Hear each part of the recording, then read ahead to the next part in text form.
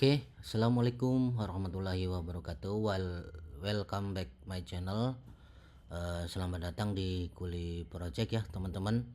Kali ini saya akan mempresent apa yang sudah saya pelajari ya tentang Golang. Saya dikasih tahu sama teman bahwa untuk back end yang sekarang populer di perusahaan-perusahaan besar itu salah satunya Golang ya teman-teman. Jadi saya penasaran untuk belajar Golang dan teman tersebut menyarankan coba pakai framework Golang Fiber ya teman-teman.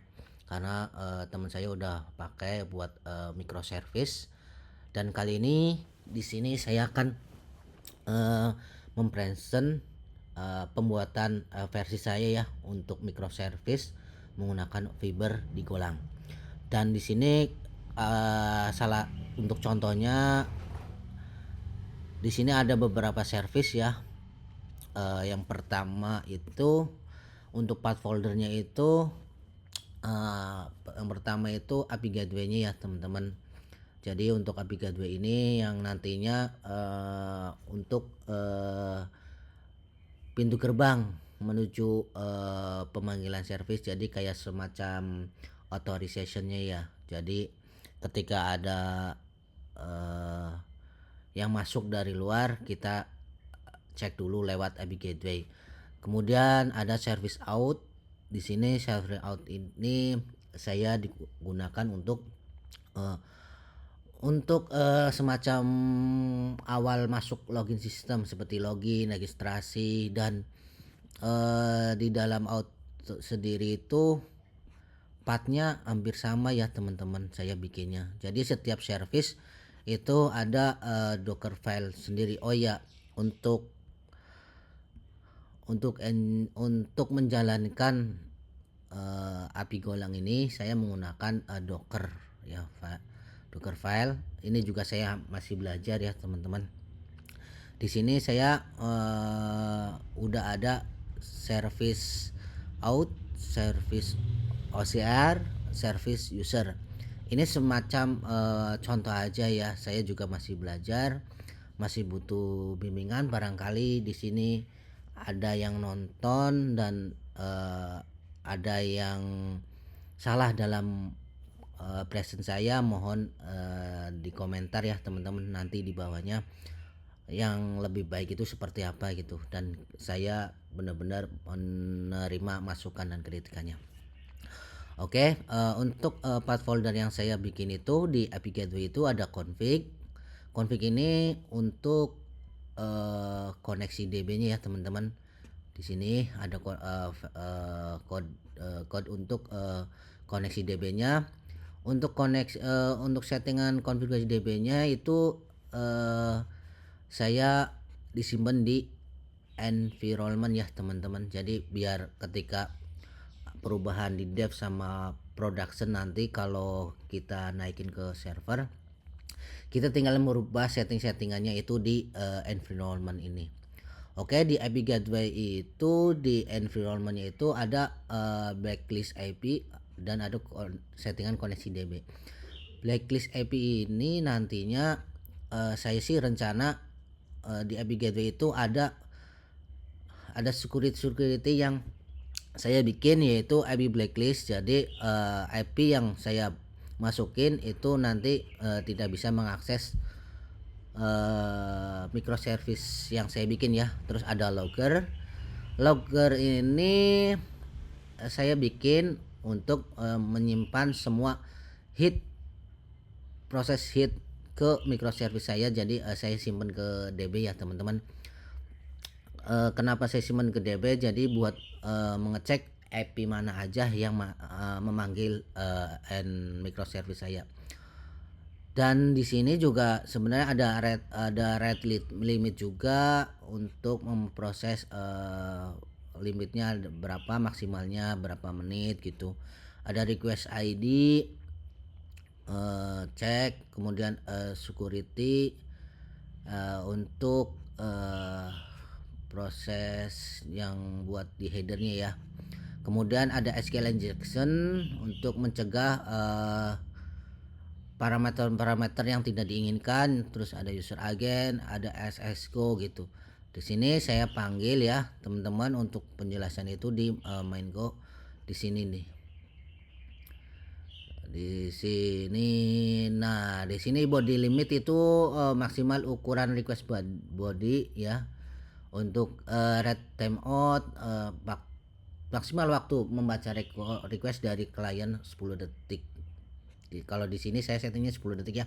Read timeout, maksimal waktu menulis respon ke klien ya. Idle timeout, koneksi idle tanpa aktivitas akan ditutup setelah 30 detik. Oke. Dan di sini untuk security ini saya simpennya di pet folder API Gateway teman-teman. Jadi semacam kayak pintu gerbang lah. Jadi ada security-nya, nggak sembarangan orang masuk gitu.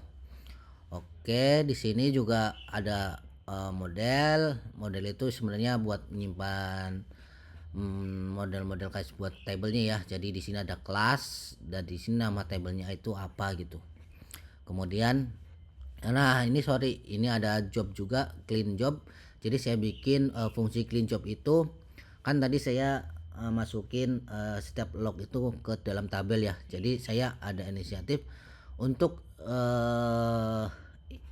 ketika udah ada yang lewat datanya 3 bulan, maka data tersebut dihapus teman-teman. Jadi biar di database MySQL-nya itu tidak membengkak. Itu saya sudah siapin juga. Kemudian lanjut ke root. Root ini untuk menyimpan semua metode request yang dipanggil ya teman-teman. Jadi untuk API Gateway itu jadi untuk menggrouping grup service yang ada di dalam API Gateway ini. Jadi sebenarnya setiap service itu udah ada port masing-masing ya teman-teman. Inilah yang saya baru tahu bahwa ternyata microservice itu buat saya menarik sekali. Jadi salah satu fungsinya ada microservice itu ketika salah satu service down atau mati atau error itu tidak akan mengganggu service yang lain. Makanya di sini saya ada 3 service yaitu out, user sama OCR. Dan untuk portnya itu sendiri udah dibedain ya teman-teman. Dan untuk pemanggilannya itu tidak memakai port masing-masing service ya teman-teman. Jadi dipanggil menggunakan port punyanya si API Gateway tersebut, yaitu port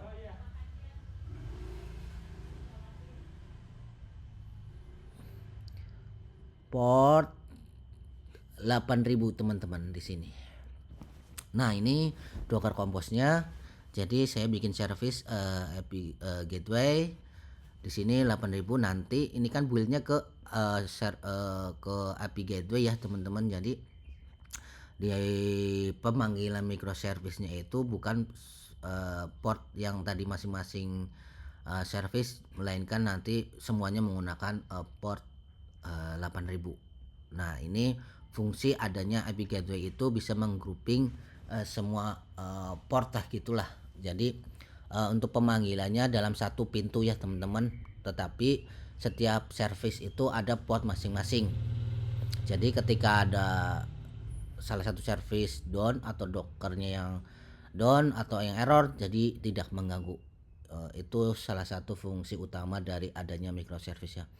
Untuk API Gateway udah, sekarang lanjut ke service out. Nah, service out sebenarnya foldernya hampir sama ya teman-teman, cuman untuk out sendiri itu ya semacam service setiap servicenya lah. Jadi ada model, ada repository-nya teman-teman. Untuk root juga ada service atil. Untuk environment-nya ini ada penambahan ya, ada JWT secret, ada API portnya, ada access token expired, refresh token expired day. Jadi sebenarnya saya bikin ini untuk authorization untuk JWT sendiri ada expirednya ya 1 hari gitu teman-teman. Jadi kalau udah lewat 1 hari maka invalid token. Nah, kenapa invalid token? Jadi saya juga buat fungsi reverse token juga. Reverse token ini selama 30 hari teman-teman. Dan untuk JWT Secret ini saya bikin, jadi untuk authorization ini menggunakan JWT Secret dari untuk menggenerate token sendiri. Jadi teman-teman, oke, saya jelasin itu misalkan handler ini. Nah, di dalam handler itu fungsinya untuk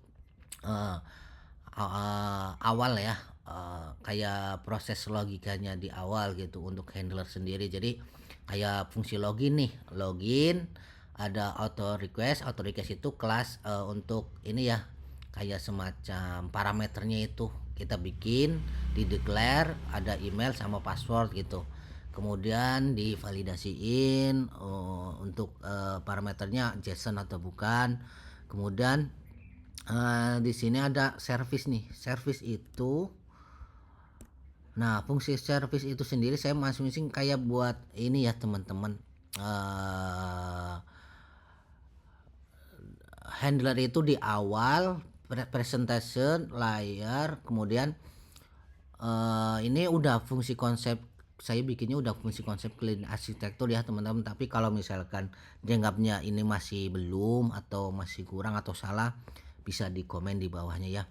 Oke, di sini servisnya itu namanya login ya. Dari login itu sendiri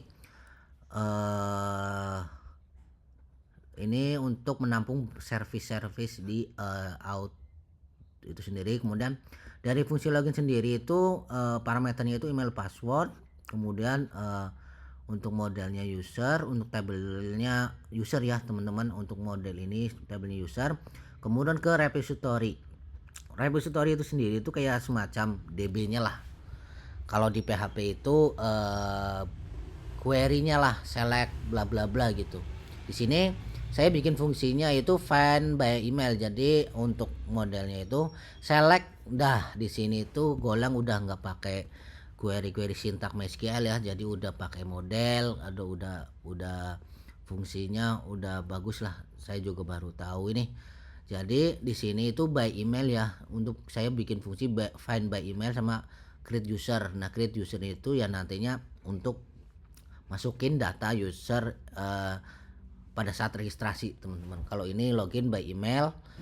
Oke, dari sini service by email, bikin validasi ada nggak emailnya. Kalau ada cek kompres passwordnya, di kompres ya passwordnya sama atau enggak. Ketika lolos maka usernya dapat kan teman-teman, returnnya user. Kalau nggak dapat ya hasilnya 0 gitu ya. Ketika dapat masuklah hasilnya ke sini teman-teman. Nih, ketika masuk akses tokennya itu mengenerate nih, mengenerate akses token berdasarkan user ID sama email gitu teman-teman. Generate token. Nah, di sini akses token expirednya itu tadi berapa? 1 hari teman-teman di sini. Ini fungsinya generate akses token ya teman-teman. Kemudian yang di bawah ini generate reverse token gitu. Jadi flow yang saya bikin untuk authorization login ya, untuk membentuk token seperti ini ya teman-teman. Ada handler untuk proses handle di depan gitu. Habis itu di service cara logikanya, kemudian masuk logikanya, kemudian masuk ke repository itu kayak semacam select db-nya gitu. Jadi udah saya pisahkan antara depan layar depan, terus logikanya sama db-nya gitu. Untuk folder model itu sendiri ini kayak semacam buat menampung nama tabelnya ya teman-teman. Di sini ada nama tabel reverse token saya bikin sendiri. Teman user juga ini nama tabelnya itu. Ini masih sederhana ya teman-teman. Dan untuk middleware, auto middleware itu sendiri itu ya sebenarnya protect dari eh Ambil dari user, itu nanti token yang dihasilkan dari login itu nanti dipakai ke setiap service OCR sama service user, teman-teman. Berhubung ini DB-nya masih satu, maka service OCR sama user ya koneksi DB-nya masih koneksi yang sama. Tapi tidak kemungkinan setiap service itu koneksi DB-nya beda ya. Jadi makanya eh, adanya microservice itu ya bisa menampung semua service walaupun koneksi eh, database-nya berbeda. Oke. Ini untuk project microservice yang saya pelajari dan saya bikin, dan ternyata saya benar-benar merasakan oh ini tujuannya ada microservice dan manfaatnya menurut saya ini cocok dipakai untuk perusahaan-perusahaan yang memiliki sistem yang benar kompleks agar untuk maintenance-nya lebih mudah di tracking dan mudah di maintenance ya, rapi, walaupun mungkin secara pekerjaan atau secara agak ini ya, agak lumayan, tapi setelah jalan bagus sekali teman-teman menurut saya ya. Oke, mungkin untuk penjelasan dari project Golang yang saya bikin, mudah-mudahan buat bisa menginspirasi teman-teman ya. Barangkali penjelasan saya ada yang kurang, ada yang salah. Silakan bisa komen dan kritik di bawah deskripsi ya teman-teman. Mungkin cukup sekian dulu penjelasan saya untuk mempresentasi project Golang yang saya bikin, pelajari, dan saya buat ya, bangun. Jika ada yang kurang tinggal masukin aja lah kritik dan sarannya. Oke, semoga bermanfaat buat teman-teman. Assalamualaikum warahmatullahi wabarakatuh.